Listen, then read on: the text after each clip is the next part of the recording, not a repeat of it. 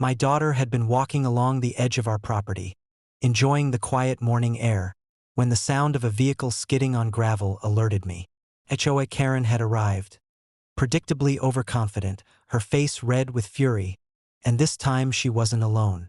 She brandished a gun, pointing it at my daughter, demanding she join the HOA or face consequences. I sprinted across the lawn, my K9S already in motion. Titan, Max, and the rest of the squad fanned out, forming a protective perimeter around my daughter. Their low, synchronized growls echoed across the property, a warning that no intruder would cross without consequence.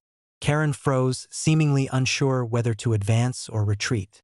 "Step away," I shouted, my voice carrying the authority of someone who doesn't bluff. My daughter instinctively moved closer to me, trusting in both my presence and the K9S flanking us. Karen sneered, trying to assert control. "You don't?" Her words died in her throat when she realized she was facing more than just a rancher. My daughter, calm but ready, subtly reached for her own tactical training gear. Karen's eyes widened. She hadn't known my daughter was trained, capable, and prepared for situations like this. I slowly approached, keeping my hands visible. "You're out of your depth," I said. "This is my property, and you're threatening someone under my protection. Step back before this escalates." Karen's hands trembled on the gun.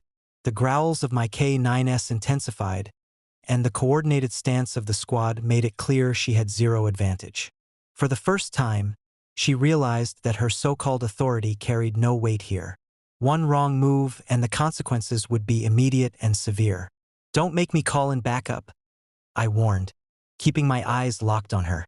In truth, the backup was already here in the form of my trained K9S and my family's network. But she didn't need to know that. The point was clear. She had no control. Karen's face drained of color. Her threats dissolved into panicked muttering. Slowly, reluctantly, she lowered the gun and backed toward her vehicle, glancing around nervously as she realized her bluff had been completely exposed. I watched her retreat, Titan and Max maintaining positions until she was a safe distance away. Only then did I allow the squad to relax, their tails wagging lightly but eyes still vigilant. My daughter hugged me, relief and pride mixing on her face.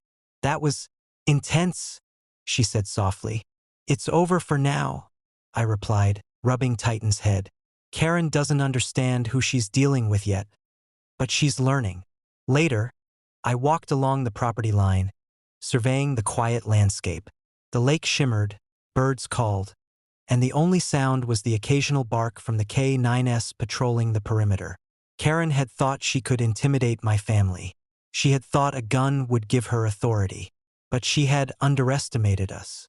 She had underestimated the training, the loyalty, and the readiness of everyone on this property. By the time the sun rose fully over the horizon, the threat was gone. The lake sparkled peacefully, the cabin and grounds untouched. Karen had learned, once again, that on this property, authority was earned, not assumed, and no one, not even a so-called HOA officer, could challenge that without consequence.